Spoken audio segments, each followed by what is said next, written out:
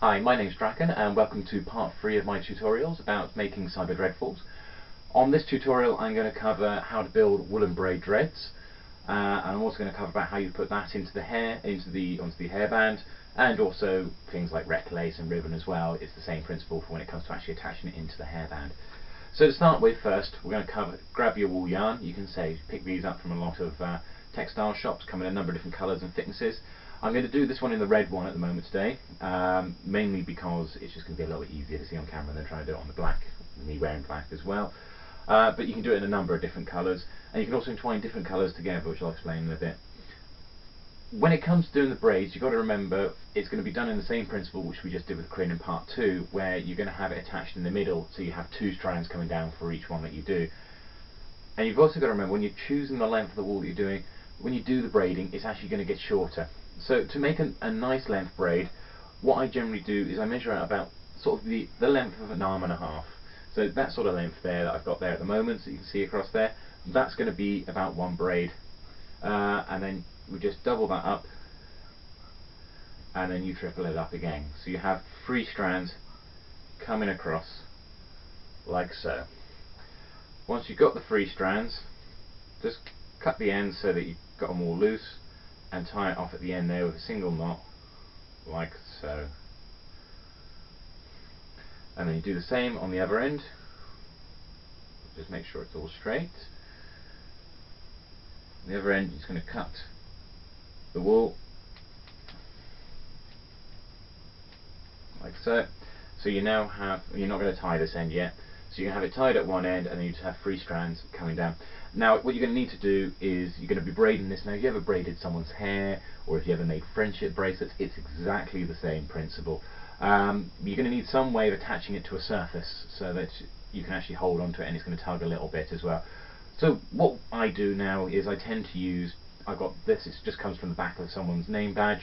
It's basically a safety pin with a clip on the end there. So you can just take the safety pin, put it into somewhere with the soft furnishings. Obviously make sure it's something that you're not going to show a pinhole up in, so don't do it on your best leather sofa. And then all we're going to do is attach the end with the knot in under the clip there. It's not the only way you could do it. I mean, when I first started doing it, I used to tape them down to sort of hard surfaces, or you could tie it onto something, or you can trap it between 2 things. As long as it's going to give you something that it's going to give you a little bit of pull, so when you're pulling and working on the dreads in a moment, that it's not going to suddenly just come loose in your hand. Right, so now it's all been attached in, you're going to want to separate all 3 strands out. So you've got one on the left, one on the centre, one on the right. And what you're going to do is you're going to take the one on the left, put it and change that places with the central one, and then take the one on the right and do the same. That means now all 3 strands are now changed place, and then you just repeat that process again. So the left into the centre, and then the right into the centre, pull the strands out, and it starts making your braid. And you just keep doing that, so left and then right. And what you'll find is that if you've got it worked out, you can actually start doing it just with your fingers, just swapping the wool together, and what you start getting is a braid forming. What you've got to be careful with though is at the back here, is it's going to start getting tangled up when you start doing that. So every couple of knots, just make sure that you free up at the back here all of the strands, so that you can just continue making the braid like so.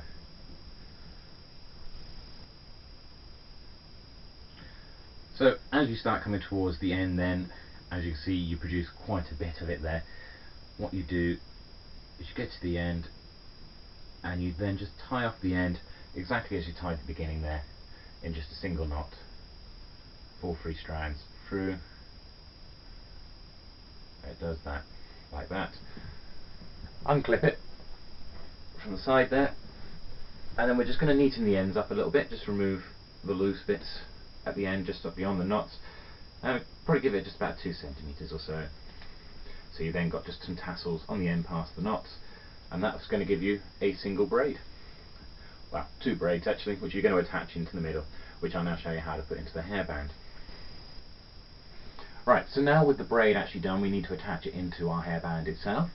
So what we're going to do is you take, obviously you folded it in half, the braid itself, and you put that behind the hairband, so you've got a little bit of a loop portraying this side, and that loop we're going to bring down in front of the hairband, So it sits there, as so. So now you've got it coming out the back, looping around the front, and you just grab the two bits on the other end, pull it through the loop, like so, and then just pull it tight, and that holds it to the hairband.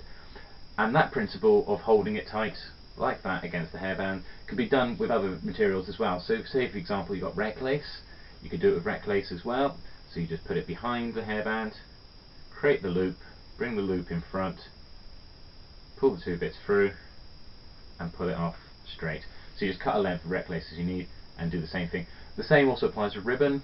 You do it in ribbon, it does create a slightly thicker knot across the top there, but it's the same principle again. You just wrap it over the top, create the loop, pull it through, and it ties it nice and neat to the hairband, ready for your dreads to be used.